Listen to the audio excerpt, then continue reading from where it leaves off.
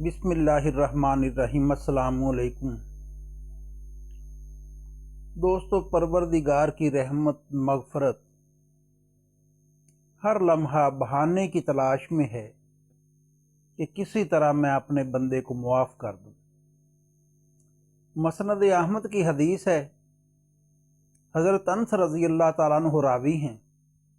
वो फरमाते हैं कि रसूलुल्लाह सल्लल्लाहु अलैहि वसल्लम ने फरमाया कि तुम्हारे अमाल तुम्हारे करीबी रिश्तेदारों और ख़ानदान वालों जो पहले फौत हो चुके हैं, जो वफ़ात पा चुके हैं, तुम्हारे वो करीबी रिश्तेदार जो पहले फौत हो चुके हैं और तुम्हारे ख़ानदान वाले जो पहले फौत हो चुके हैं, उनके सामने रखे जाते हैं तुम्हारे अमाल।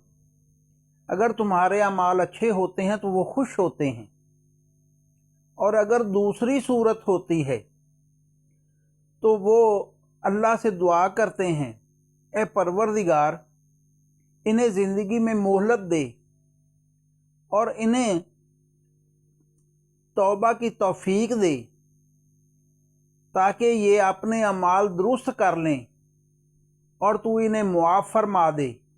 वो ये दुआ करते हैं कि उन्हें उस वक्त तक मौत ना देना जब तक ये गुनाहों वाली ज़िंदगी छोड़ के हक पे ना आ जाएं, सीधे रास्ते पे ना आ जाएं। देख लीजिए परवरदिगार कैसे कैसे वसीले बनाता है कि तुम्हारे फौत शुदगान के सामने तुम्हारे दुनियावी अमाल, हालांकि आप अभी ज़िंदा हो, आपके अमाल तुम्हारे करीबी फौत शुदगान के सामने रखे जाते हैं।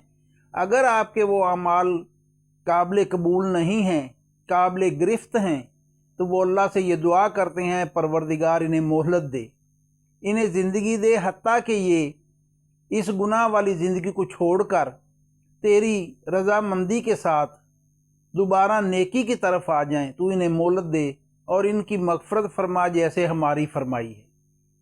देख लीजिए सुभान अल्लाह कि परवरदिगार कब चाहता है कि तुम्हें सज़ा दे। परवरदिगार ने फरमाया थे, मैं कब चाहता हूँ कि तुम्हें सज़ा दूँ। इसीलिए परवरदिगार ने यह भी साथ फरमाया था कि ये जो कुछ मुसीबत, तो अल्लाह किसी पर ज़र्रा बराबर जुल्म नहीं करता, और जो कुछ तुम पर ये उलट पड़ता है, ये तुम्हारे ही हाथों का किया धरा है। वो बख्शने वाला मेहरबान है। जज़ाकल्लाह खैरा, सलामत रहिए।